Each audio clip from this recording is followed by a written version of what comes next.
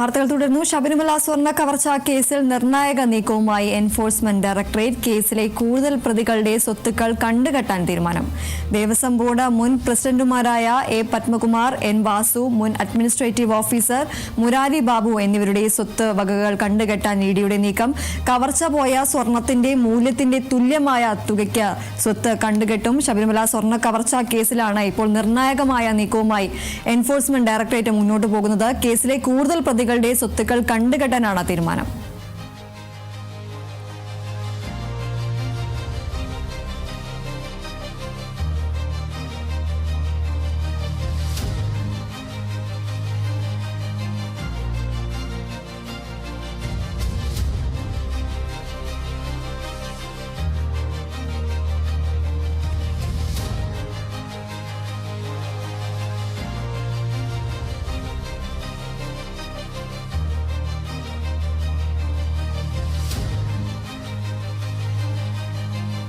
ശബരിമല സ്വർണ്ണ കവർച്ചാ കേസിലാണ് നിർണായക നീക്കവുമായി ഇഡി മുന്നോട്ട് പോകുന്നത്. കേസിലെ കൂടുതൽ പ്രതികളുടെ സ്വത്തുക്കൾ കണ്ടുകെട്ടാനാണ് ഇഡിയുടെ തീരുമാനം.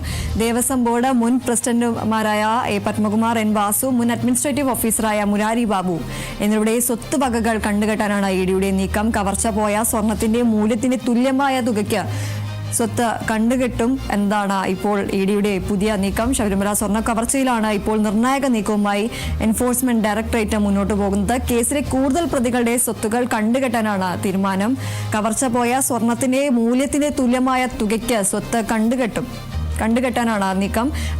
മുൻ ദേവസ്വം ബോർഡ് മുൻ പ്രസിഡന്റുമാരായ എ പത്മകുമാർ, എൻ വാസു, മുൻ അഡ്മിനിസ്ട്രേറ്റീവ് ഓഫീസർ മുരാരി ബാബു എന്നിവരുടെ സ്വത്ത് വകകൾ കണ്ടുകെട്ടാനാണ് ഇഡിയുടെ നീക്കം.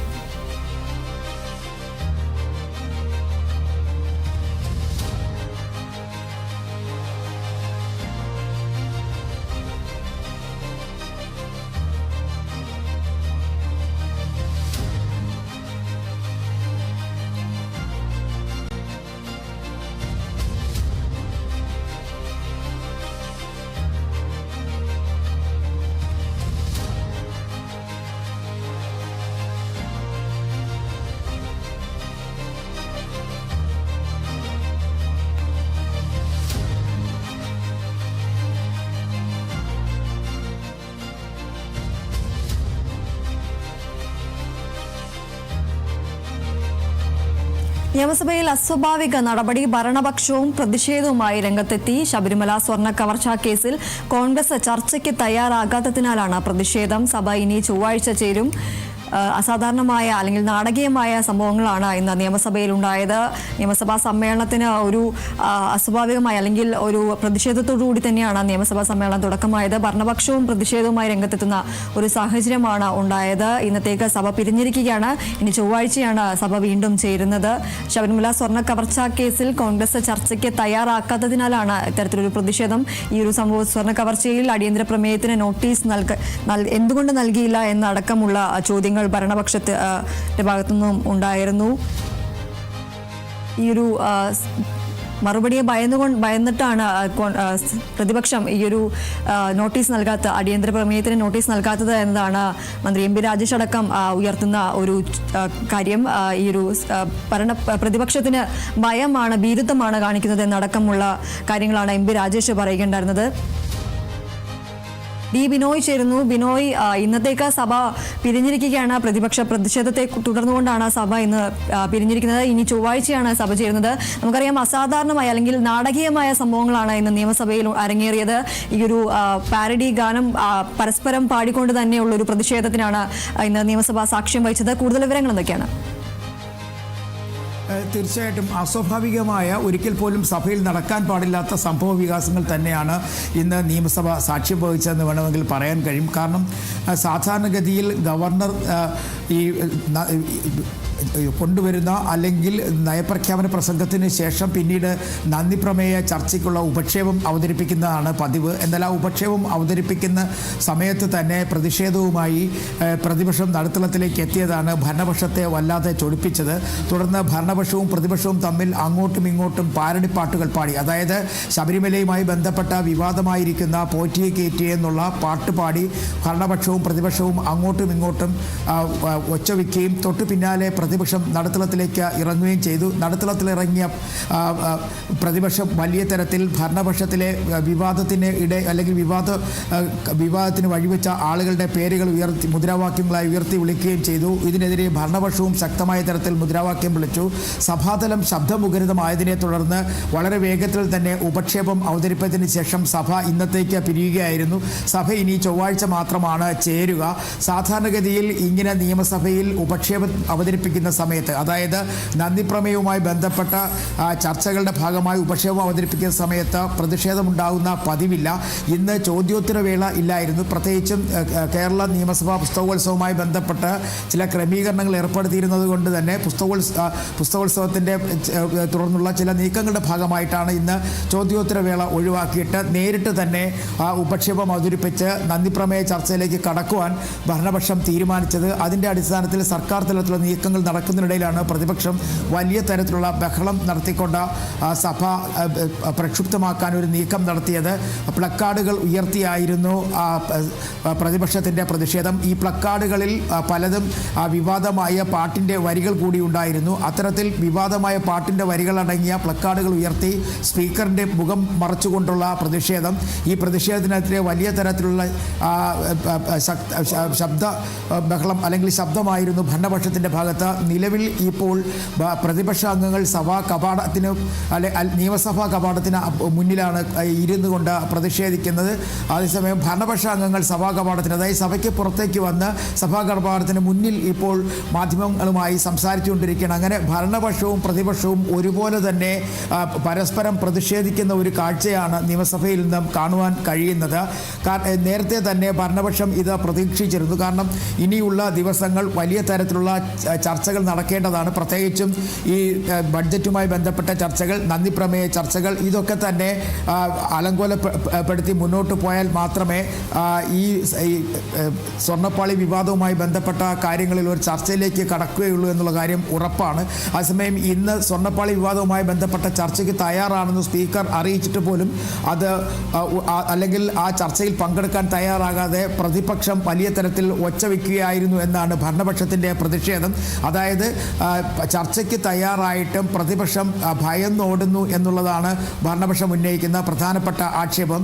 അതേസമയം പ്രതിപക്ഷമാകട്ടെ പറയുന്നത് ചില മുൻ മന്ത്രിമാർ, ദേവസ്വം മന്ത്രി കടകംപള്ളി സുരേന്ദ്രൻ ഉൾപ്പെടെയുള്ളവരെ സംരക്ഷിക്കുന്നതിന് വേണ്ടിയുള്ള ഒരു നീക്കം സർക്കാരിൻ്റെ ഭാഗത്ത് നടക്കുന്നു. നിലവിൽ 2024-2025 ഇത്തരത്തിൽ ഉള്ള ഒരു സ്വർണ്ണക്കൊള്ള നടന്നിരിക്കുന്ന സാഹചര്യമുണ്ട്. അതായത് ഈ ദ്വാരപാലക ശില്പങ്ങളുടെ ചെമ്പിൽ ഉള്ള ചെമ്പ് തകിടുകളിൽ സ്വർണ്ണം പൂശിയതുമായി ബന്ധപ്പെട്ടൊരു വിവാദം നിലനിൽക്കുന്നു. ആ കേസുമായി ബന്ധപ്പെട്ട കൃത്യമായും ഇപ്പോഴത്തെ ദേവസ്വം മന്ത്രി കൂടി രാജിവെക്കണം എന്ന ഒരു ആവശ്യം, PN വാസവൻ കൂടി രാജിവെക്കണം എന്നൊരു ആവശ്യം കൂടി ഉന്നയിച്ചുകൊണ്ടാണ് ഇപ്പോൾ പ്രതിപക്ഷം സഭയ്ക്ക് മുന്നിൽ അല്ലെങ്കിൽ സഭയുടെ പുറത്ത് തന്നെ വലിയ തരത്തിലുള്ള പ്രതിഷേധം ഉന്നയിക്കുന്നത്. അപ്പോൾ ഭരണപക്ഷവും പ്രതിപക്ഷവും പരസ്പരം പഴിചാരിയും അങ്ങോട്ടും ഇങ്ങോട്ടും പ്രതിഷേധം ഉയർത്തിയുമൊക്കെ ആണ് ഇന്ന് സഭാ കവാടത്തിലും സഭയ്ക്ക് പുറത്തുമൊക്കെയായി വരുന്ന കാഴ്ചകളെന്ന് വേണമെങ്കിൽ നമുക്ക് പറയാൻ കഴിയും. കാരണം ഈ പ്രതിപക്ഷ ബഹളത്തെ എന്ത് വില കൊടുത്തും തടയണം എന്നുള്ളത് ഭരണപക്ഷത്തിൻ്റെ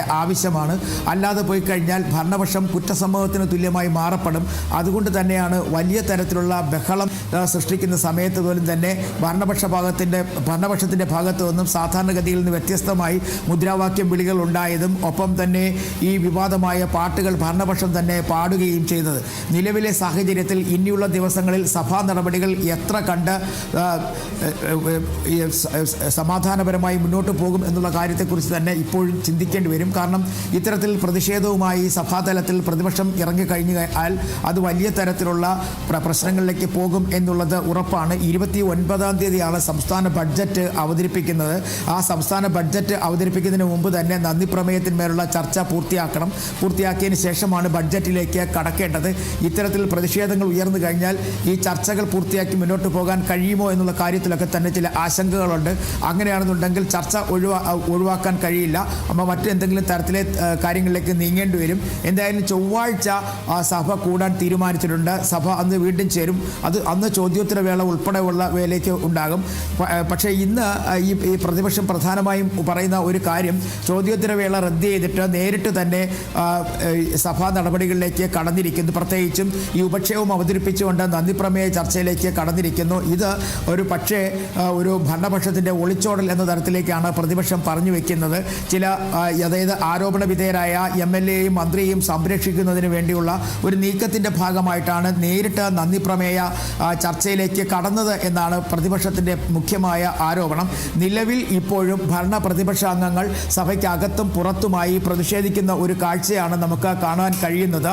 എന്തായാലും വലിയ തരത്തിലുള്ള പ്രതിഷേധം ഈ സ്വർണ്ണപ്പാളി വിവാദമായി വരും ദിവസങ്ങളിൽ ഉണ്ടാകും എന്നുള്ളത് ഏകദേശം ഉറപ്പായി കഴിഞ്ഞിരിക്കുന്നു. ശബരിമല സ്വർണ്ണപ്പാളി വിവാദവുമായി ബന്ധപ്പെട്ട് പ്രത്യേക അന്വേഷണ സംഘം അവരുടെ അന്വേഷണത്തിൻ്റെ അവസാന ഘട്ടത്തിലേക്ക് നീങ്ങിക്കഴിഞ്ഞിരിക്കുന്നു. ഇതിനിടയിലാണ് കഴിഞ്ഞ ദിവസം കടകംപള്ളി സുരേന്ദ്രൻ MLA താൻ ഉണ്ണികൃഷ്ണൻ പോറ്റിയെ കണ്ടുവെന്നും ഉണ്ണികൃഷ്ണൻ പോറ്റിയുടെ വീട്ടിലെ ഒരു പ്രധാനപ്പെട്ട ചടങ്ങിന് പോയതാണെന്നുമാണ് അന്ന് അദ്ദേഹം പറഞ്ഞത്.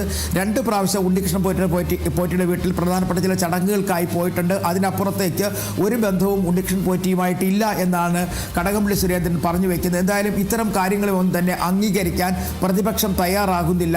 ഈ മുൻ ദേവസ്വം മന്ത്രി കടകംപള്ളി സുരേന്ദ്രനെയും ഇപ്പോഴത്തെ ദേവസ്വം മന്ത്രി VN വാസവനെയും അറസ്റ്റ് ചെയ്യണം എന്നുള്ള ആവശ്യമാണ് പ്രതിപക്ഷം മുന്നോട്ട് വയ്ക്കുന്നത്.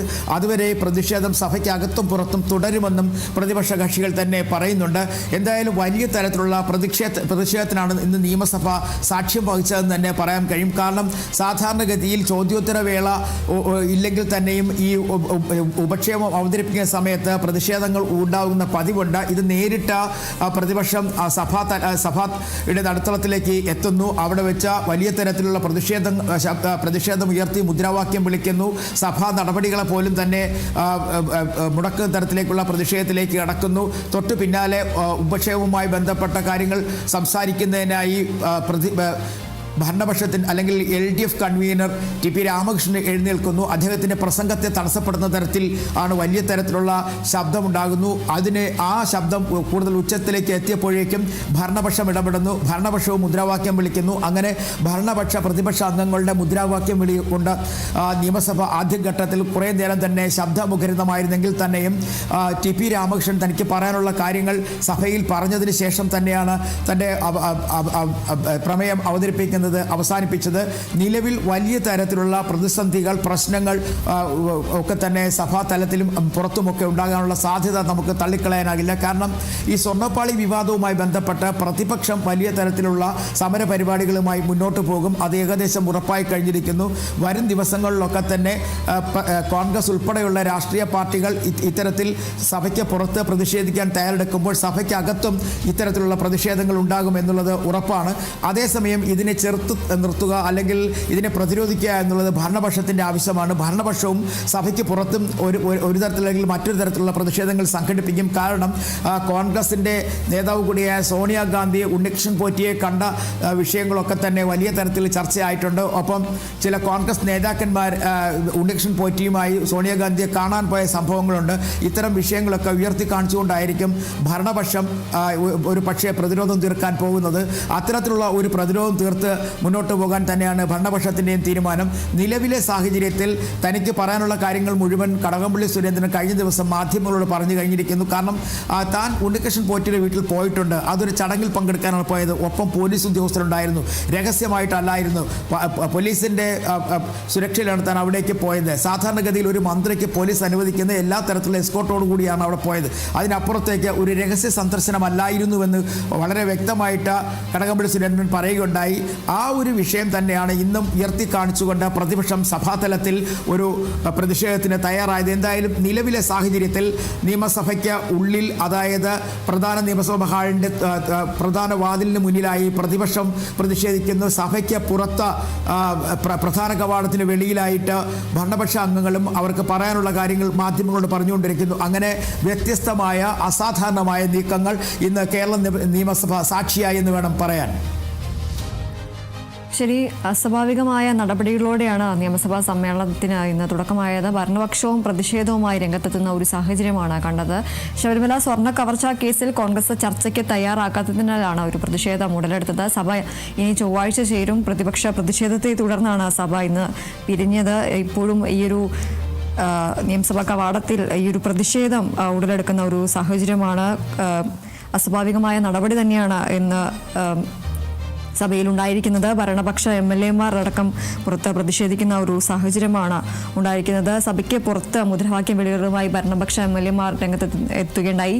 അതുപോലെ തന്നെ സഭാ കവാടത്തിന് മുന്നിൽ കുത്തിയിരുന്ന പ്രതിപക്ഷ പ്രതിഷേധവും ഉടലെടുക്കുന്ന ഒരു സാഹചര്യമാണ്. ശബരിമല സ്വർണ്ണ കവർച്ച വിഷയത്തെ തുടർന്നാണ് ഇന്ന് സഭയിൽ ഒരു പ്രതിപക്ഷ പ്രതിഷേധമാണ് ആരംഭിച്ചത്. അതിനുശേഷം ഭരണപക്ഷവും അടക്കം നടുത്തളത്തിലിറങ്ങി ഭരണപക്ഷം അടക്കം നടുത്തളത്തിലിറങ്ങുന്ന ഒരു സാഹചര്യമായിരുന്നു ഉണ്ടായിരുന്നത്.